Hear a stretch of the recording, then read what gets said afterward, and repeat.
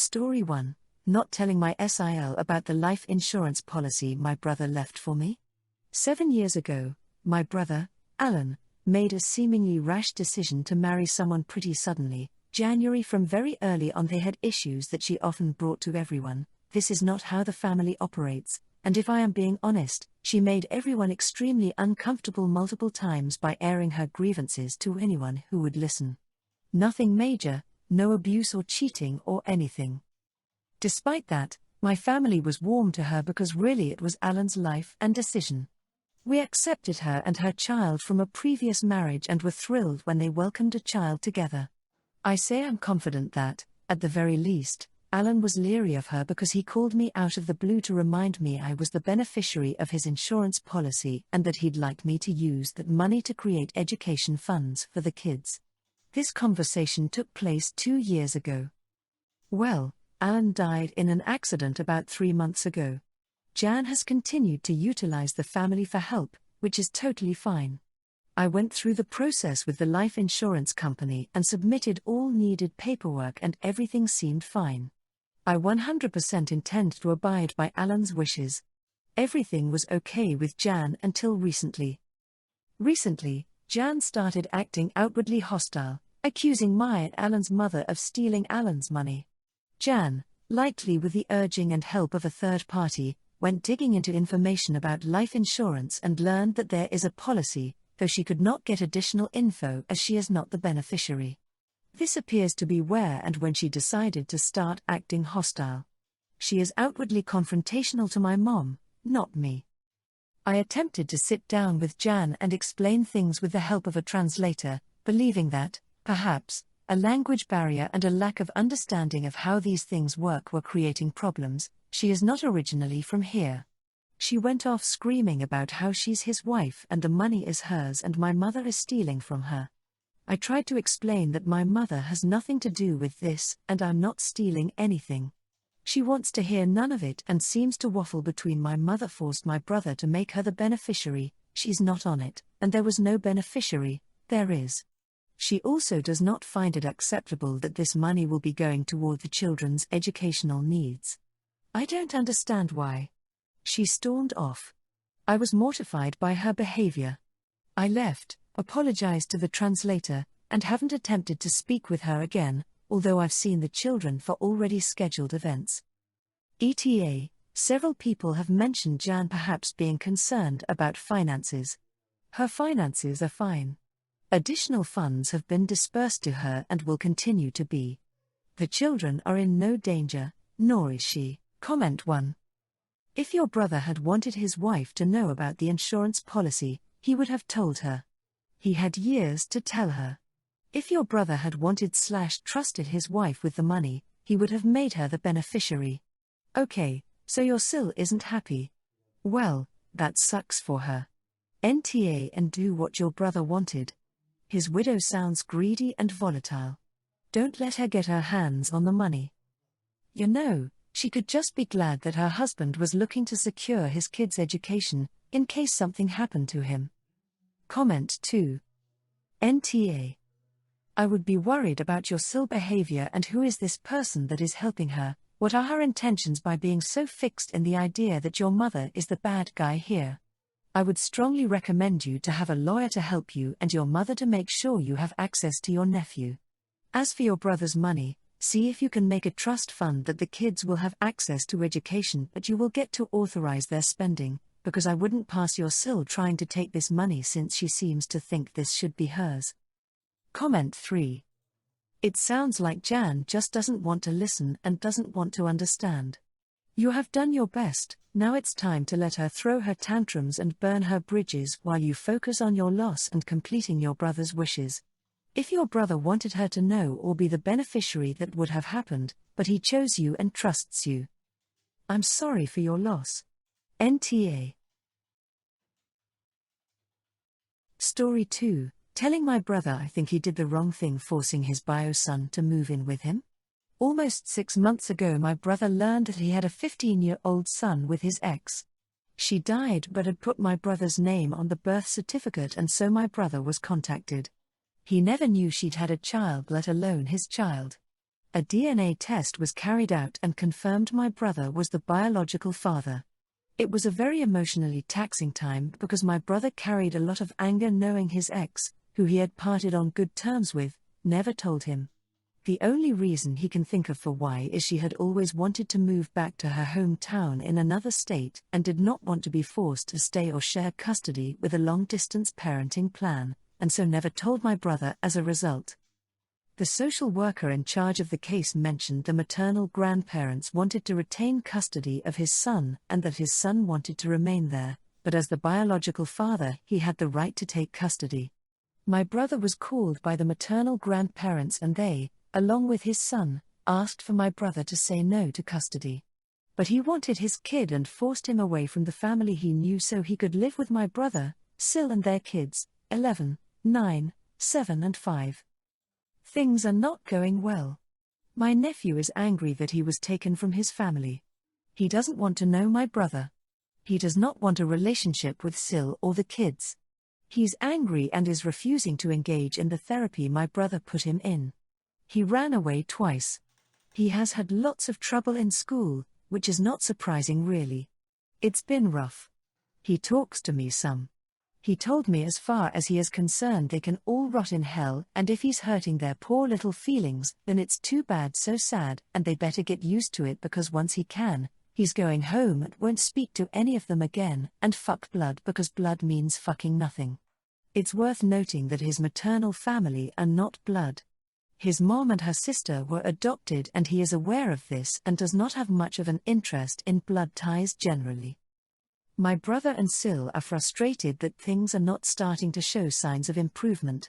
My brother mentioned that the kids have been upset by the rejection and wanted to know why he was so mean to everyone and didn't give them a chance to be a family. I said nothing to him and just heard him out, but he said I had a look on my face and asked me about it, and then I told him he should never have made his son move in. I told him he went against what his son wanted and now he was living with the consequences. I said whether he likes it or not, his son doesn't give a shit that he's his bio father. He cares that when he was grieving the worst loss a kid can imagine, he was torn from the people he loved to live with strangers. My brother said he did the right thing and he could love them too if he would give them a chance. But he's being stubborn and refusing, and I am not helping things by saying he's wrong and his son is right. Comment 1. NTA. Your brother has his head in the sand. His son has a family, a support system that he was uprooted from to be forced to live with strangers that he was expected to play happy families with, somewhere he doesn't know and hates because of this. Comment 2. NTA. But your brother is. He ripped away his son from his friends, from his family he loves, and is expecting that everything will be sorted out with time. Maybe he can save this relationship with his son when he is letting him go to his home he took him away. But if he does not, as soon the son is turning 18, I bet that will be the last time he saw his son. A relationship needs time to grow and he need to understand that what he did was cruel to his son. That was not love, that was ownership. Comment 3. NTA. Your brother isn't listening to or understanding his son. The boy has lost his mom, his home, his school and friends, and his grandparents in a matter of weeks. He's now living with strangers who have no connection to his former life and refuse to empathize with how unhappy he is with the situation. Dad and Step are frustrated and angry, kids are upset, and they don't understand why the magic wand of therapy isn't making him happy. This is all about their feelings and how the boy should adapt to fit in. As soon as the kid hits 18, he'll be gone. And they will be to blame for the anger and resentment that kid will carry. Story 3, Not wanting my nephew at my wedding. Me, F27, and my fiancé, M28, are getting married in a few months. I've told my fiancé from the start that I didn't want any kids at our wedding, and he agreed. We don't have any kids in our families, so that made it easy. We even put on our invitations that it was an adults-only event. Our venue also only allows 5 children maximum, because children tend to break things accidentally. Well over a year into planning our wedding, my sister tells us she's having a baby 2 months before our wedding, and she jokingly asked if her baby was allowed. We said we would think about it, but ideally not. She's also standing in the wedding. Last week she called and said she needed an answer now, even though her baby isn't due for a couple months. And we said we didn't make a decision yet. We tried offering a few solutions, such as getting a babysitter or her boyfriend's parents watch him for the night, as her and her boyfriend will probably want the night off. Or that the baby can be there for family pictures, or tucked away during the ceremony in another room.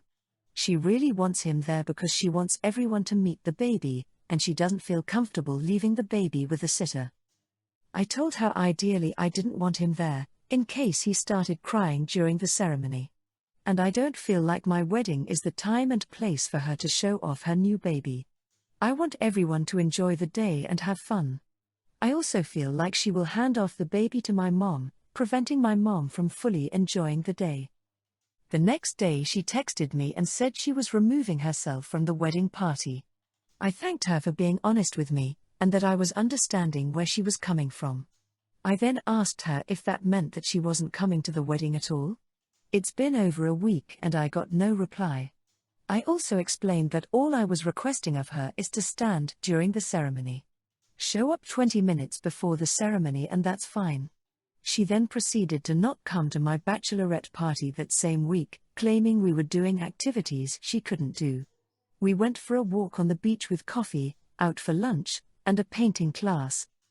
I don't know if I'm overreacting, as I don't have kids and don't want kids, so I have a hard time seeing this from her point of view. Comment 1. Nah. You are within your right to have a child-free wedding. But it is also reasonable for your sister to not want to be separated from her newborn infant for several hours.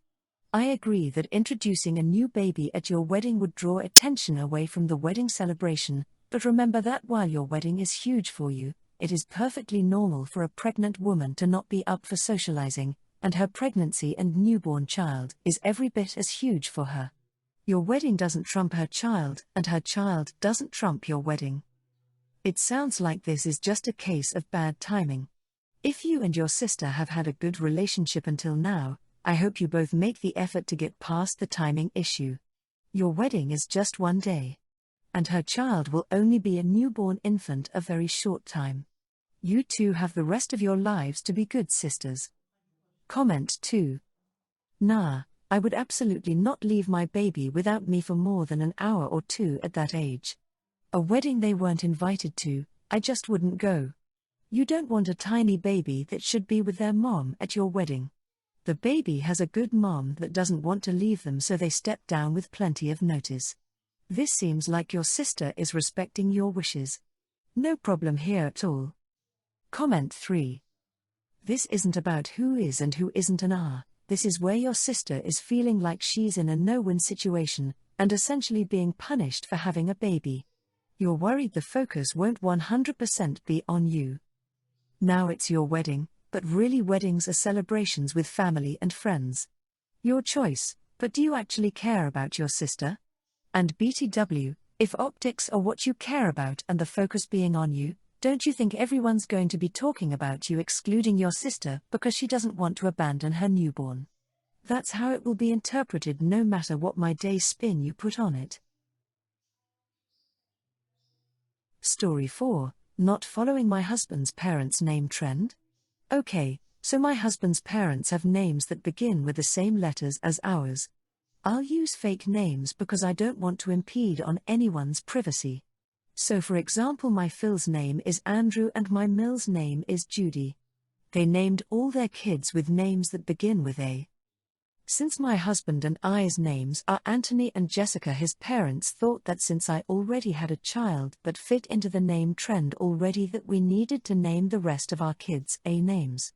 When I had my second baby, they kept asking over and over if we were sticking with A names. We were considering an A name, but not for that reason. I kept saying that we still hadn't decided on a name and most likely would wait until the baby was born to tell anyone the name. Since I had a child previous, I remember how often I heard people judge the name I had already picked out and people trying to push the names they like on me. So baby 2 comes, and we did not choose an A name but rather name inspired by space. Even after the baby was born, his family tried convincing us to go to the courthouse after we had all the paperwork and birth certificate for the baby to get the name changed. We refused, but his whole family got angry because we wouldn't change the name. Then baby number 3 comes along, and after baby number 2 we decided we wouldn't even discuss names around his family. His family pestered me the whole time I was pregnant about what we were naming the baby. We just said that we will not disclose the name. Thanksgiving came around and we usually go to his parents' house, and since I was 8 months pregnant I asked to not be in charge of making anything because morning sickness was off the charts and I was super sensitive to smells and we weren't sure we were going. They uninvited us because we wouldn't tell them the baby name. Baby number 3 comes and we again choose a space-inspired name. His family all banded together to demand we change the name to an A name. We wouldn't do it. Our baby was born right before Christmas and we got uninvited from Christmas, which didn't bother me because I was recovering from giving birth 2 days prior. The only thing that hurts me is that my other 2 kids who look forward to Christmas weren't even allowed to go. The kids are innocent and have nothing to do with our decision about the name. Comment 1. NTA: This is totally insane. Your husband needs to tell his family very clearly that what you and he name your children is up to you, that it's not up to them in any way, and then say he will not discuss it with them again. And then stick to that. If his parents and extended family try to demand any changes or input on names, say I've already said that we will not discuss this with you, and then change the topic, end the call, or leave. And if the price of not caving to demands means they uninvite you from holidays, then good riddance to them. Make your own plans. Either they will eventually cave and stop acting this way because they'll see they're not getting anywhere with you, or they'll continue to be miserable a-holes who you're better off not spending much time with. Comment 2. NTA: Your in-laws are.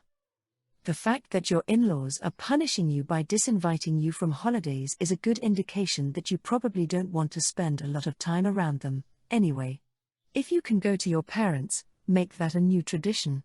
Or stay home for holidays, and give your children good memories of being home for the holidays, and maybe just visit your family during the season. I'd be very low contact with the in-laws.